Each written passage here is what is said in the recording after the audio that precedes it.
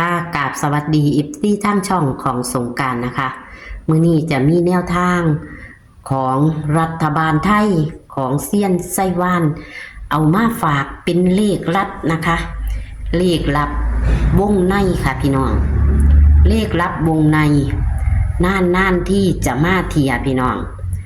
น่านที่มาเทียข้าเจ้าถือกันหลายค่ะพี่น้องข้าเจ้าถือเป็นคนละ400,000 500,000นะคะข้าเจ้าถือแต่ว่าน่านที่จะมาค่ะเลขลับตัวนี้บ่แม่นตัวงวดก่อนนะคะ เป็นของลับวงในลับสายในมาอีกหม่องหนึ่งอีกค่ะพี่น้องเพิ่นว่าค่าเทียมันเข่านะคะน่านที่จะมาเทียหนึ่งนะคะเพิ่นว่ามันเข่ามาอยู่บ่เศร้านะคะขันเผลอมาตะละเทียนี่จะเข่าของเพิ่นค่ะเอามื้อนี้นะคะเพิ่นก็ว่ามีมาฝากบ่หลายหางค่ะพี่น้องเลข3ตัวกับหางเดียวเลข2ตัว2หางพี่น้องเพิ่นว่าเป็นบุญเป็นลางได้และก็ตัดลิ้นนำพี่น้องเอาเพิ่นขอนินเพิ่นเลข3ตัวหางเดียวไปดลจิตดลใจผู้ใดกระจัดนะคะเอาเลขบ่หลายหางค่ะพี่น้องเลขบ่หลายหางเลขน่าลงทุนและก็ไปตามกันหลายหม่องค่ะพี่น้องเอาจะเป็นตัวใดขอคนละไรคนละแค่ให้กับเซียนไส้ว่านและช่องของสงกรานต์เหมือนเดิมค่ะจะเป็นตัวใดเฮ้าไปรับชมรับฟังกันได้เลยค่ะ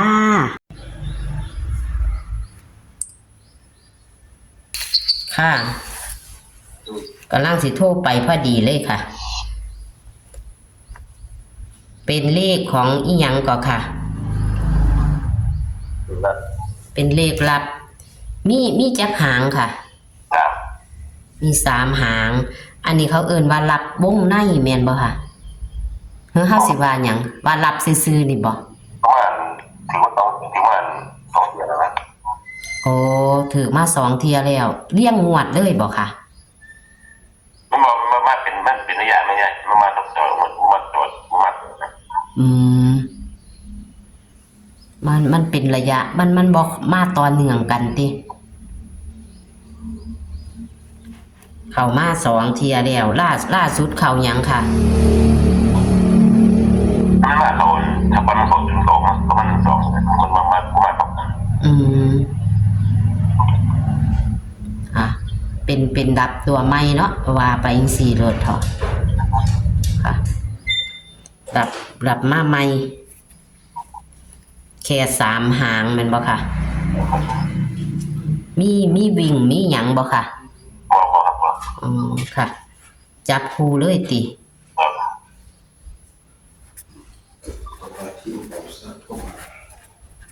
เลขลับ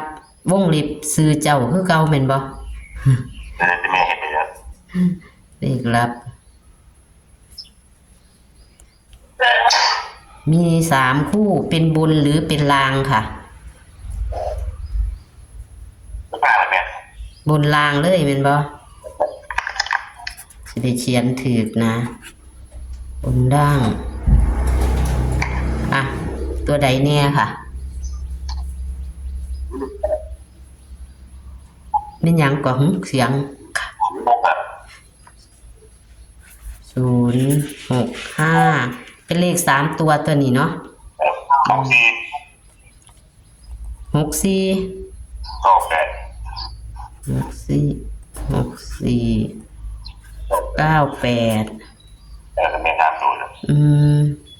โอ้ยมันดีแท้ที่นี่ซื้อง่ายแท้ที่นี่บัดนี้เดี๋ยวบ่หลายหางเจ้าสิFCก็สิมักอยู่แล้ว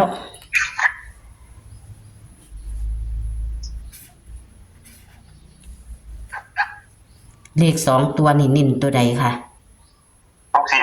64แม่มันคือดังค่ะแต่เซียนแต่ว่ามันมาต่ำกันเนาะกับเลขลางเจ้าเป็นบ่นี่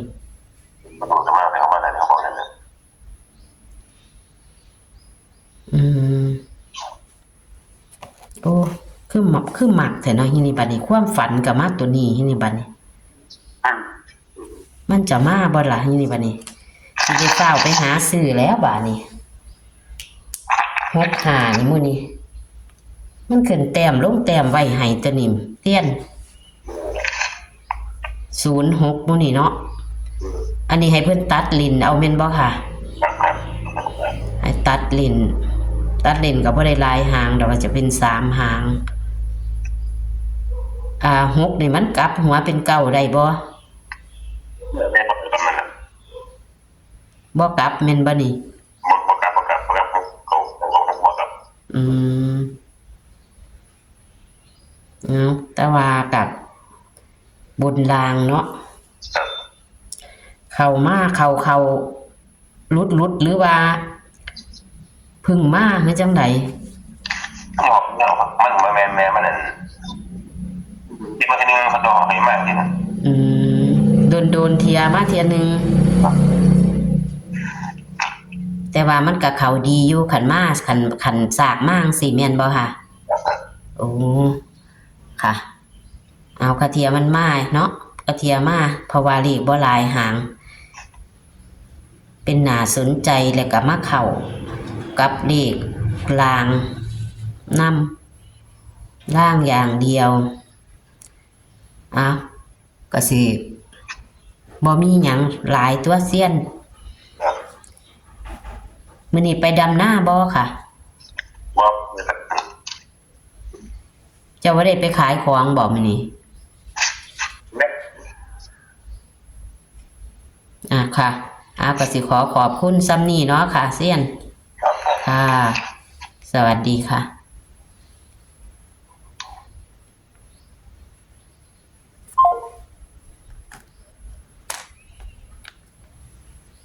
ต่างคนต่างเว้าบ่จริงพี่น้องเอ้ยเลขลับนั่นที่มาเทียพี่น้อง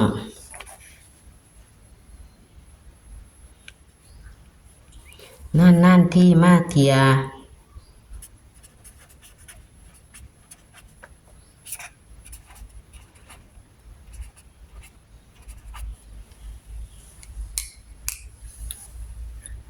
เลขลับเซียนไส้ว่านเด้อค่ะพี่น้อง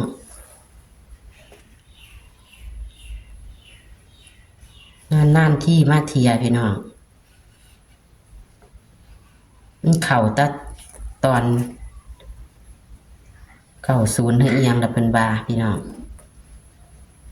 พึ่งจะมาอีกแต่ว่าน่าสนใจบ่หลายหางค่ะพี่น้อง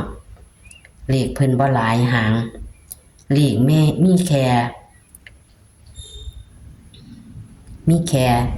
เลข3ตัวมีหางเดียวเลข2ตัวก็มีแค่2หางพี่น้องเป็นบนล่าง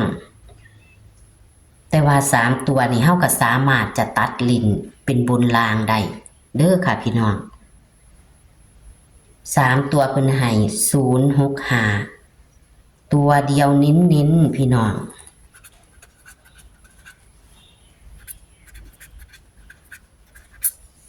ลองเบิ่งเนาะค่ะน่านที่มากกระเทียมันเข่าแล้วมันก็มาเข้ากันกับเลขลางดิพี่น้องเลขลางอย่างเดียวไม่ต้องกลับมาเข้ากันเป๊ะเลยเลข3ตัวตัดลิ้นก็จะเข้ากันที่06พี่น้องเลข2ตัวก็เข้าที่64เอาคาเทียมาหาเฮาคาเทียมันเข่าเนาะพี่น้องเนาะนี่ค่ะนั่นที่มาเทียเพิ่นว่าเข่าอยู่พี่น้อง065เน้นเด้อแคปหน้าจอค่ะ065เน้น64เน้นเลข2ตัวมี64 98มีแค่2หางค่ะพี่น้องมันไปเข้ากับอันใดให้พี่น้องพิจารณาเบิ่งเอาเด้อ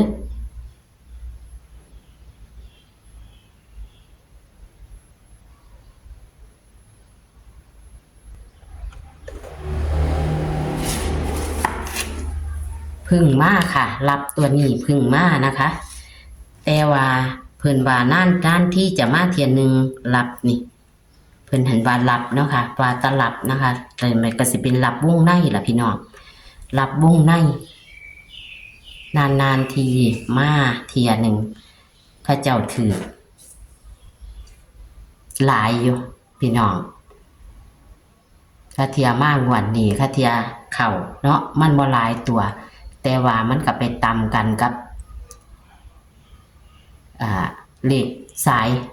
อันใดอันหนึ่งอยู่พี่น้องให้พี่น้องพิจารณาเบิ่งค่ะเอาขอให้เป็นกำลังแรงใจให้กับเซียนไส้ว่านนี่เด้อค่ะพี่น้องเป็นกำลังแรงใจให้กับเซียนไส้ว่านและกะกดไลค์กดแชร์ให้กับเซียนไส้ว่านและช่องของสงกรานต์นะคะเพื่อเป็นกำลังแรงใจให้กันค่ะพี่น้องเอาคลิปนี้ก็ฝากไว้ซ้ำนี้ค่ะ เป็นแนวทางรัฐบาลไทย1 สิงหาคม 69นะคะโชคมันค่ะสวัสดีค่ะ